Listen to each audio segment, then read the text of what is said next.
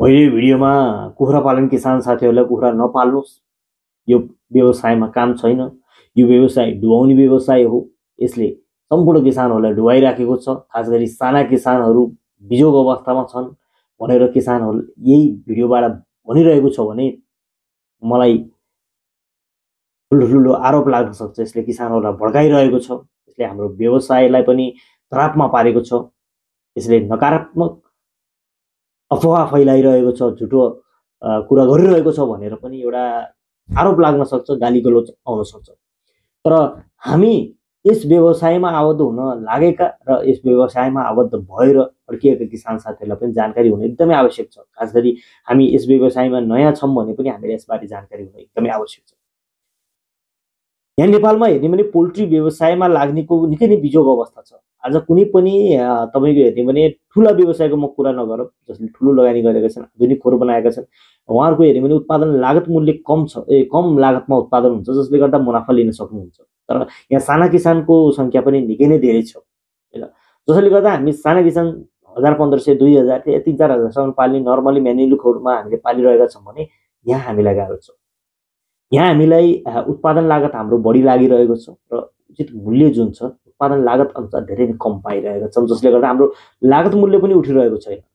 राम्रै हुँदा पनि तपाईँको 100% राम्रो हुँदा पनि उत्पादन लागत नउठ्ने अवस्थाको यो रेट कायम भएको छ। त्यही माथि हेर्ने भने कुखुराहरूमा चाहिँ ब्रोइलरमा त अनेक थरीको समस्या पनि आइरहेका छ र वास्तविकतामा अहिले किसान साथीहरूको अवस्था हेर्ने भने यस्तो अवस्थामा पुर्याइएको छ कि किसानहरू न अगाडि बढ्न सकिरहेको छ, न पछाडि हट्न सक्छ। अगाडि बढौँ भने व्यवसायमा लगानी गरिराखौँ भने आफ्नो लगानी डुबिरहेको अवस्था छ, लगानी गर्न छोडौँ भने खोर संरचनामा लागेको लगानी जिरो हुने अवस्था छ। यहाँ यतिसम्मको अवस्थामा पुगिसकेका छन् कि आम्दानी होला नि त यो व्यवसायबाट। कृषि पेसा भनेको उत्पादन गर्ने व्यवसाय हो। यसमा त हामीले लगानी गरिसकेपछि सरकारी तहबाट हामीलाई राम्रो सुविधा, बजारीकरणको सुविधा होइन, अनुदान सहुलियत आउला, हामी किसानहरूको सम्मान होला भन्ने हिसाबले चाहिँ धेरै किसान साथीहरूले लगानी गर्नुभएको छ। तर जुन आश लिएर, जुन सोचले किसान साथीहरू आउनुहुन्छ, व्यवसायमा आउनुहुन्छ, व्यवसायहरू त्यसको विपरीत भइरहेको छ। हाम्रो आश त के थियो कि एक लटमा यति कमाउँला भनेको त त्योभन्दा 3-4 गुणा चाहिँ हामी माइनसमा गइरहेको अवस्था छ।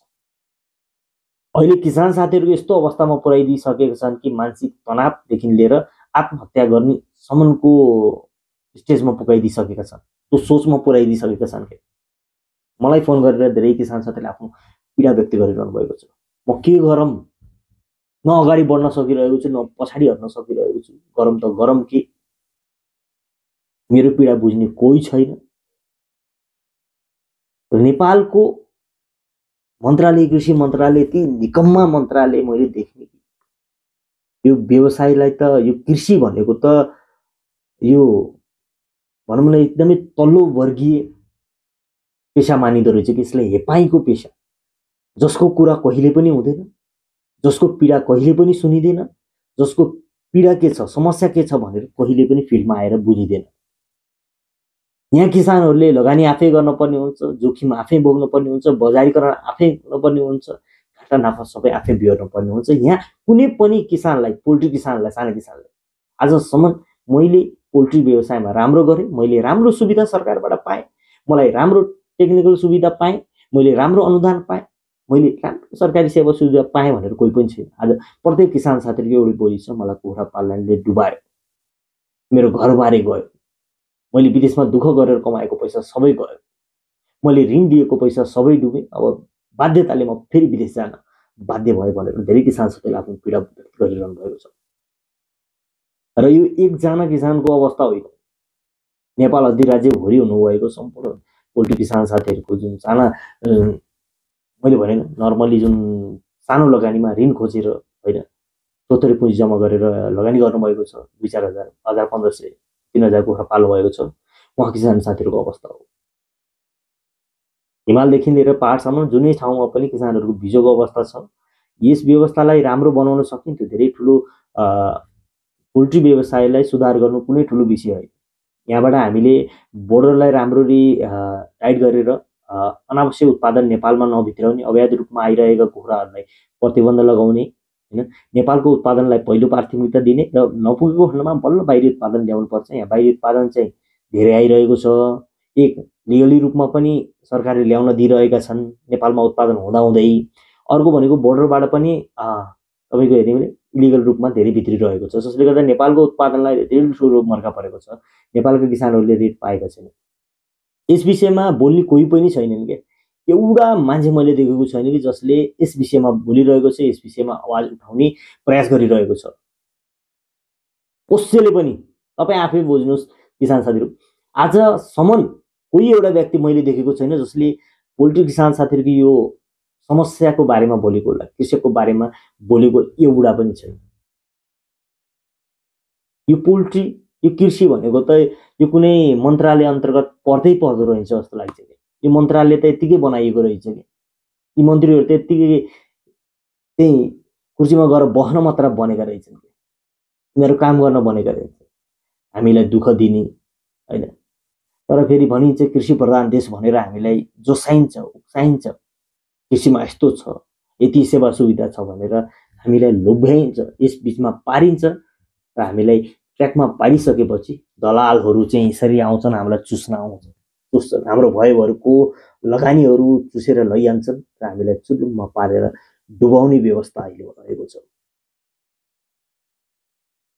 जो सम्बन्धित निकायलाई म यही भन्न चाहन्छु, पोल्ट्री नेपाल टिभी मार्फत सन्तोष अधिकारी म, कि पोल्ट्री किसान साथीहरू अहिले निकै नै दुःखद पीडामा छन्, एकदमै पीडामा छन्। खास गरी हेर्ने बजारीकरणको राम्रो सुविधा नभएर, उत्पादन लागतको उचित मूल्य नपाएर अहिलेको जुन पीडा हेर्ने भने निकै नै नराम्रो पीडामा छन्, मेन्टली प्रेसरमा छन्। किसान साथीहरू आत्महत्या गर्छु भनेर धेरै ठाउँमा त्यस्तो केसहरू पनि हामीले सुन्न पाएका छौँ। भने यस विषयमा, यति जटिल विषयमा पनि कृषि मन्त्रालय लगायत अन्य कुनै पनि तपाईँको हेर्ने भने लिडरहरूले यस बारेमा नबोल्नु भनेको निकै नै विडम्बना हो, निकै नै दुःखदायक हो। त्यही भएर यो भिडियोलाई सेयर गरिदिनु होला, सम्बन्धित निकायमा पुर्याइदिनु होला, किनभने कसैले बोलेको छैन। त्यही भएर पोल्ट्री नेपाल टिभी मार्फत म बोल्न चाहेँ। किसान साथीहरूको समस्या, धेरै किसान साथीहरूले मलाई फोन गरेर आफ्नो समस्या व्यक्त गर्नुहुन्छ। त्यही भएर त्यस समस्यालाई म पोल्ट्री नेपाल टिभी मार्फत अहिले हजुरहरूमा ल्याइरहेको छु। किसान साथीहरूको आफ्नो मनको, म बोलेको, म त आवाज दिइरहेको छु, तर यो सबै शब्दहरू चाहिँ किसान साथीहरूको आफ्नो शब्द हो। र कृपया गरेर कुखुरा पालन व्यवसाय सङ्घ लगायत ठुला ठुला उद्योग सङ्घ, मन्त्रालय, कृषि मन्त्रालय, सम्पूर्ण यहाँका माननीयज्यूहरूले यस विषयमा एकदमै ध्यान दिनु होला। पोल्ट्री किसानहरूको निकै नै दुःखदायी अवस्था छ, निकै नै जटिल अवस्था छ। यो समस्यालाई समाधान गर्ने प्रयास गर्नु होला। किसान साथीहरूको राम्रो बजारीकरण, उत्पादनको उचित मूल्य, त्यसको प्रयास चाहिँ एकदमै गर्नु होला। किसानहरूलाई लुट्न को लागि होइन, किसान साथीहरूलाई अगाडि बढाउन सहयोग गरौँ। यति नै भन्दै भिडियोबाट बिदा लिन चाहन्छु। धन्यवाद।